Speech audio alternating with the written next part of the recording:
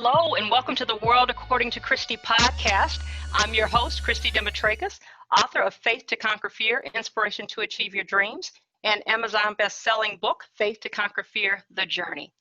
I am yet again excited to be here with you guys.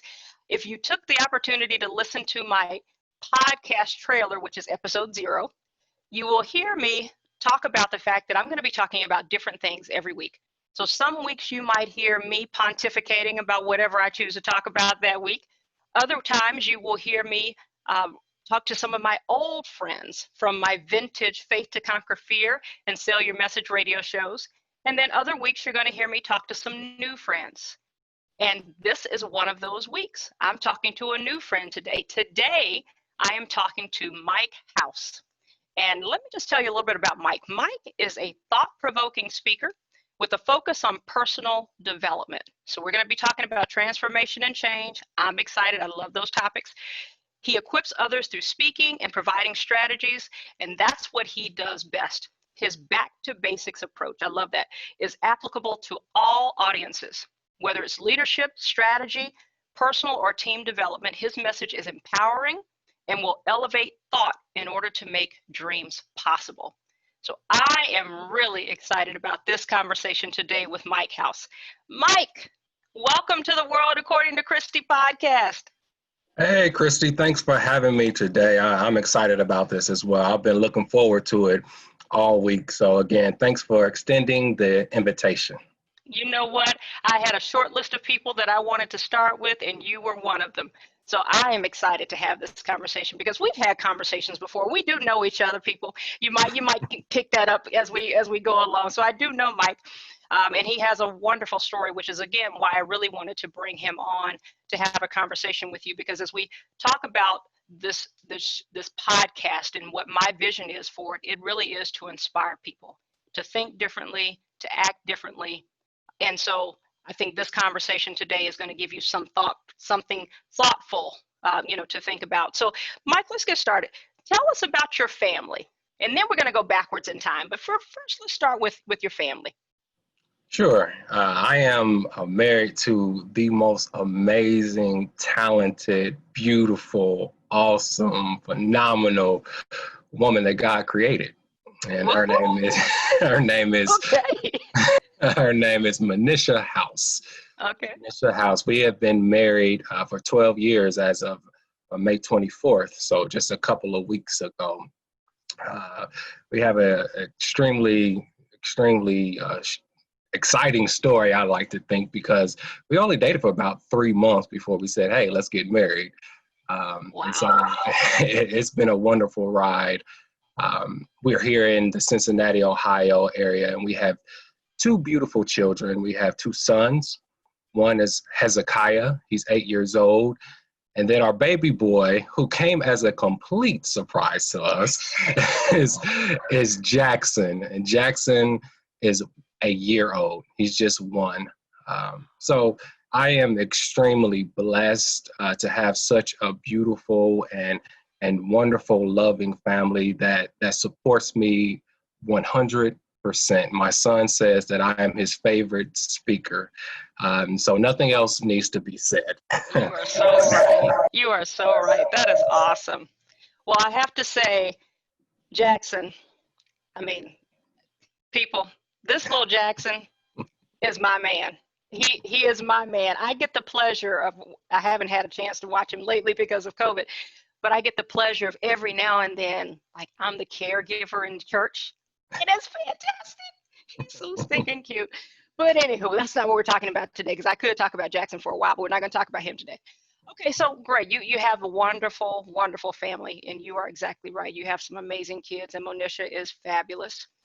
But let's go back a bit, because your life wasn't always as exciting as you just described your current day reality. Mm-hmm. So talk about your background. Yes. So I was born to 2 parents that, sometimes I say, how in the world, why in the world did these 2 people get together? Because they both had their own set of issues. When they got married, my mother was 5 months pregnant with me. And by the time I was born, do the math, just a few months later, their marriage was practically over.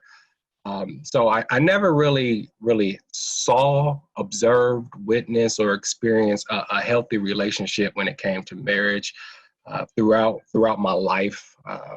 My family, there's a lot of divorce, and those that may be married may not necessarily have the happy fairy tale marriage. And so when it came to that family structure, I never really understood the importance or the value of family when it comes to a two-parent household. I was a public school student in the Indianapolis public school system, and I never really valued education. School was just something that was a requirement. It wasn't something that I loved. So I was just an okay student. And when I was 13 years old, my father was shot and killed. And that was a tragedy. It took a toll on me, something awful. And, I didn't really know how powerful that was until I became an adult, because he passed away at the age of 35. So throughout my life, I had struggled with what I like to call self-hate, very low self-esteem, just based off of my upbringing, what I was exposed to, my father being killed, and just had I didn't love myself. And so I went to college. I was accepted to college through a program for first-generation college students at Indiana University. Earned a 16 on my ACT. And there's no way that I would have been accepted into college if it wasn't for that first-generation college program for minority students. And so I went on ahead. I earned my undergraduate. I worked in corporate America for 4 Fortune 500 companies, and I earned an MBA, and I just listed the beautiful family members that I have now. But even though I overcame a lot of obstacles and challenges and trials, that self-hate never went away. It never died. It was alive and well. Beautiful wife, beautiful son. I named my son Hezekiah because according to the scripture, Hezekiah turned away from his forefathers and he did what was right in the sight of God. And I was terrified when I found out that I was going to have a son because I didn't want him to be like me. Wow. That's how low my self-esteem was, that self-hate that I carried, because I am the third Michael House in my family. I said, no, this has to stop. Now, I love my father and my grandfather, but I wanted something more for my son. I didn't want my son to feel like he was a complete failure. And so that's why I named him Hezekiah. And, when people see me, they always would say, well, you know what? You overcame so many things. You're from 42nd and Post Road, AKA Photos. Your life is great. You should be a mentor. You should do the. And I didn't see that. I didn't see that. That's always the case, right? That other people see what's in us long before we do, in many cases. So in your mind, they were just wrong, or you just couldn't internalize it. Which was it? So this is the thing. It matters not what other people think. You can be the most beautiful person in the world, but if you think you are ugly, you are ugly. Yes. And so right. It didn't matter what they said. It didn't matter. My wife told me that I'm the smartest person that she's ever met. And I think she was sincere. I would like to think that she was sincere. You weren't going to go. But that self-esteem was so low that it didn't even really matter. And so, So Mike, I want to pause there for just a second. Why do you think it is that people embrace the negative that they've internalized and don't necessarily embrace the positive? Well, it all boils down to conditioning, programming, paradigms, whatever term that you decide to use. I call it conditioning. We all have been conditioned a certain way. And it really starts from the time you are in your mother's womb up until around the age of 7 is what most experts say. You are literally taking in everything that is in your environment, and there's nothing you can do about it because your conscious thinking mind has not been fully developed. And so all you do is observe, watch, and I'm looking at my sons do it now. They're just constantly looking around and see what's going on. And so if you're constantly looking around and seeing what's going on and it's not anything of a positive nature, you know, that is what's in you. That's what's in your heart of hearts. That's what comes out of you. That's what you believe, the habits, the behaviors, the opinions of those in that environment, that becomes a part of you. And so that's what you internalize and that's what you live out until you decide to make a change. Yeah. So you made a huge change, right? I did, but it wasn't. Yeah, go ahead. I'm sorry, you done got me excited. I see. You're making my job very easy. Yeah, you know, again, I was not a lover of education. I didn't really value education. You know, the myth was in order for you to get out of the hood, Mike House, you have to go to college. That's why I went to college. I didn't want to be on 42nd and Post Road anymore. You know, trade schools and things along those lines were not preached. I had never read a book. I had never written a paper, and I was sitting there in college. You know, that's just unfathomable. It's unheard of. It really is. It really is. So I didn't have a value for reading. But after 5 years of marriage to an educator, a rock star educator, that complained about my lack of reading and how valuable reading is, I decided to pick up a book because I did like most men do, you know, when their spouse is constantly nagging them about something. You know, I know Demetrakis understands. I just picked up a book and I started reading. And I read a book called The Wealth Choice by Dr. Dennis Kimbrough, and it just talks about ordinary African Americans that became millionaires by using their minds. These were ordinary people. And so once I started to learn how the mind works and how conditioning works and programming works and how you can decondition yourself, that's when things started to change for me on a gradual level. It wasn't overnight. I mean, this is a 5-year transformation. And to transform means to change in condition, nature, or character. Condition, changing that conditioning to know that, you know what, I'm fearfully and wonderfully made. We quote it all the time in church if you are of faith, but we don't have a full understanding of it, in my opinion. You know, we can say, I can do all things through Christ, which strengthens me. We say that, we quote it, but do we really believe it? No, you see, it says, it says, I can do all things. You know, we just completely just overlook that piece and we just go directly to through Christ, which strengthens me. Christ can't strengthen an eye that cannot do. Oh my God, it starts with us. Okay, that's good. I'm not getting excited too, because only one of us can be excited. And so once I learned my value and who I am, you know, God, he breathed life into us. He didn't shortchange us when he did that. But that conditioning that we have blinders. We can't see that greatness. We can quote it. Yeah. As a man thinketh in his heart, so is he. We can quote it, but quoting it is different from knowing it. But don't you believe, because there's something to be said about speaking it into the atmosphere and speaking things until you believe it. That's one of the things that I teach. I talk all the time. Like, you know, at some point you just have to keep saying it. It's like that 30-day, you say it for 30 days until your mind starts to get conditioned to it and you start to see it. So there is this balance, right, of some of the things that you say and your mind getting to the place of acceptance. Yep. I wholeheartedly agree. Affirmations.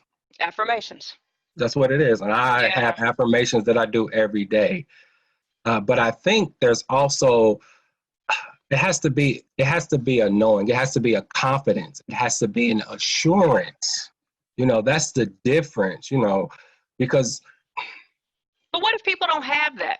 Because the reason they're in this place in the first place, this place of I don't think I'm good enough, I'm not smart, I'm not, Mm-hmm. is because low self-esteem, lack of confidence. If they don't have that, how do they get to the knowing? Like, so when you started reading, how long ago was that? You went to college. Did you read while you were in college, or you managed to get out without reading? That is worthy of a book if you did. Hey, I read what I had to read in order to get by. Okay. I'll say that. Got it. Yep. Okay. I've seen that before. Yep. Not myself. I'm brilliant. But yeah, my husband might have done that. I'm not saying he did. I'm just saying. Yeah, but the thing is, so this kind of goes back to your teachings on Faith to Conquer Fear. You know, you have to get to the root cause of the problem. Yeah. That's the difference. That's the knowing piece. Why is it that you're fearful of whatever you're fearful of? So you have to get down to the root cause of it. And so I think that's the difference between affirming I am great and just something like, well, I am going to get this job, or I am successful, because it's two different tones, in my opinion, when we're talking about that. Because I think I agree with you. I think you're right. And I'm kind of answering my own question, or we're answering it together. As I think about that, understanding the root cause, that's the part that most people struggle with. That's the part that many people don't want to dig, because when you don't dig, you're in a place of comfort. Even if you're miserable, it's very comfortable because you know what to expect. Oh yeah. But when you start to dig, now you've got to address not only what other people may have done to impact you and make you feel a certain way and contribute to your self-esteem, but now you also have to look at you. Because it's not always external. There's going to be a combination of internal and external, because no matter what happens to us externally, we have a choice of how we respond, right? At some point, maybe you don't when you're 5, because you don't know, you're not in control, but by the time you're 25, you have a choice as to whether you're going to let that baggage continue to hang on to you or not. So we have a choice. I wholeheartedly agree with that. But the baggage is the dominating thought. Yeah. The dominating thought trumps the correct choice. I don't think anyone who's doing drugs, or is an alcoholic, or is a woman abuser, whatever it is, I don't think that they want to do that in their heart of hearts. So just saying, I'm not going to drink today, it doesn't work that way. It doesn't work that way. Because that belief, that programming is so strong that you have to work on it. You have to work harder on yourself than anything else. Yes, I agree with that. Anything else. Jim Rohn says, work harder on yourself than you do on your job. Because you are your greatest asset. And you mentioned, it's not just internal and external. For me, I think the majority of it is internal, because your external world reflects how you feel inside. Okay, say more there. Say more there. More. Yes, say more there. So I can decide if I agree with you or not. So what you think and what you say are the causes of the conditions and circumstances of your life. So you just mentioned not too long ago, calling forth those things that aren't as though they were. So I like to say that mind and speech are the two greatest resources that mankind has been given. And when I say from a speech standpoint, I'm not just talking about verbally. More importantly, I'm talking about your self-talk. What you say to yourself. Now, I'm not that crazy to go around and say, I hate myself. Or what my I am statement was I am mean, evil, and negative. I had been declaring that for decades. I was working on a speech, and I pulled out my high school senior book, And on my page where I get to describe myself, personal description page, I wrote in big bold letters the words I am right in the middle of my page. Mm-hmm. And I surrounded it with descriptive words of how I felt about myself. I am a choir director and all this other stuff that I do. But at the core, the closest to those two words comprised of three letters were mean, evil, and negative. Because that's how I felt about myself. Mm-hmm. So when it's all about the internal that really drives your external world, that's what I mean. Wow, that's good. That's really good. So the power of the I am. Yeah. Because your website is I am Mike House. Yeah. You said I am several times. Talk about the power of the I am. I am. I am. I will be what I will be. I will become whatsoever I may become. That's the translation of I am, that I am. And we know that I am is the name of God. Mm-hmm. It's the name of God. So whatever follows your I am will eventually find you. So what are you saying when you say I am weak, I am broke, I am miserable, I am disgusted, I am mean, evil, and negative? What are you saying? You are declaring who you are. Mm-hmm. But when you say things of that nature, you're not only desecrating yourself, you're desecrating the name of God. You are being disrespectful to God, but we're not even aware of that. We're not aware of that. And so I am is the most powerful words in our language. And I am like... No, finish, please finish. I'm just gonna say, I am Mike House is I chose that because again, I didn't like who Mike House was. That's not something that I was proud of. Mm-hmm. And it really doesn't have anything to do with those that were before me. You know, again, I'm the third Mike House. It didn't have anything to do with that, really. It was about how I felt about myself. And so now I have transformed and I can declare I am Mike House with love, mm-hmm. with honor, with pride, even though we may not supposed to be prideful, but I'm happy about where I am today. And that's my whole purpose, because if I can change, anybody can change. One of the things I always, and it seems very insignificant in the grand scheme of things, but I work with a lot of college kids. We go in with Procter & Gamble. I do lots of recruiting. And even when I work with, there's a program in Cincinnati called Adopt a Class, and where you go in as a company and you adopt a classroom, usually in an underprivileged school system. Have you heard of Adopt a Class at all? I have. Okay. And when we would go in there, I would always work on the soft skills. So we'd go in and we might teach them about information technology, we might teach them about sales, we might teach them about marketing, but I always incorporated some type of soft skills, whether it was a firm handshake, whether it was introducing yourself, whatever it was for that particular class. And anytime they would come up to introduce themselves, they would all start to say, my name is, and I would correct every one of them. And my kids introduce themselves, and you've met both of my children, they introduce themselves the same way. I am, and what's your name? Mm-hmm. Not my name is, I am, because that's a bold statement. It shows that you're proud of who you are and you're confident, mm-hmm. whether you are or not. But mm-hmm. when you say I am, it's just a different tone. Even if I'm around young people and they introduce themselves as I am, I take a step. I'm like, oh. You know, but it kind of goes along with this thing. Now, what does the I am mean for them? You don't know, right? You have to do the double click and the triple click to find out what it really means. But to the outside world, that looks like confidence. Mm-hmm. That mm-hmm. looks like you're confident in who you are and you have a purpose and you're about it.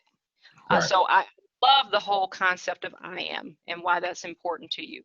So what do you say to people? Because, you know, you keep talking about the change. If you had to say two things, maybe it's only one, two things that really ushered in that change for you, what was it? Awareness. Awareness of the power that I possess. Awareness that I have a mind that I can change things. Because since we're created in the image of God, what does God do? God creates. He creates. And becoming aware that I am a creator too, that is what really made me see that, you know what? I don't have to live this life. Mm-hmm. I don't have to live this way. Because we all were created to be great. I don't care where you come from, what your background is. We were not created to live mediocre lives and be inferior. That's not what we were created to do. We were created to be causative, to make things happen. So once I became aware of my greatness, then that's when I took hold of it and ran with it, and I'm still running with it. So I think that's the most powerful thing that I can say, Christy, when it comes to that, because awareness is what it's really all about. Yeah. And awareness is more than just knowing; it's knowing and taking action based off of that awareness. That's good. That's good. All right, my last question to you. So if you could, I know time flew, right? But if I could ask, if you could go back, well, I'm going to say it two ways, so you can give me two answers, maybe. What would you say to your younger self that was dealing with all of the self-hate at whatever age, right? Because you said you had a history of it for a long time into adulthood. What would you go back and say to yourself now? And then what do you say to your sons now? Ooh. Wow. What would I say to myself then? I would just say, you know what? Love yourself. Love yourself regardless of what you've been exposed to. You know, I just was not exposed to great things. I mean, I was loved, but, you know, just your father being killed at 13 by a family member. Oh, wow. You know, that type of environment has an effect on you. You know, regardless, Mike House, of what you've witnessed, experienced, whatever you felt, love yourself. Believe in yourself. You are great. And so that's what I would tell myself at a young age. What I tell my sons every night, this is their affirmation. You can be, do, and have more if you use your imagination.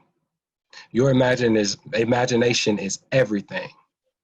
You have to believe in yourself. We use our imagination all of the time. When you worry, you're using your imagination to create something that you don't want. So everyone has an imagination. It's what you focus on. It's what you are seeing in your mind, the image that you are holding that matters. If I just see scarcity, lack, fear, poverty, that's what I'm going to have. But if I see all of the things that are true, right, pure, lovely, noble, admirable, excellence, or praiseworthy, that's what I'll create. That's what I tell my two sons. I love it. I love it. Well, Mr. Mike House, what are your first of all, how do people contact you? How do they find you? And what's some parting words you want to leave folks with before we wrap up this episode? Sure. So you can find me at IamMikeHouse.com. That's IamMikeHouse.com. And then there are links to my social media pages, Instagram, LinkedIn, Facebook, all those good things. So that's the best resource. Parting words, I would just say, be ye transformed by the renewing of your mind, goes beyond conscious thought. Transform means to change in condition, nature, or character. And you have been given the authority, the power, the dominion, and the ability to decondition any limiting beliefs that may be holding you back from reaching your full potential. You're great. Awesome. I told you guys I was very excited about this episode, and now you know why. Mike, thank you so much for being my special guest on the World According to Christy podcast, and thank you all for listening and or watching this particular episode. Don't forget to subscribe so that you are up to date and get notified of any upcoming podcasts. I am doing what I love. I will talk to you next time. Have a good one.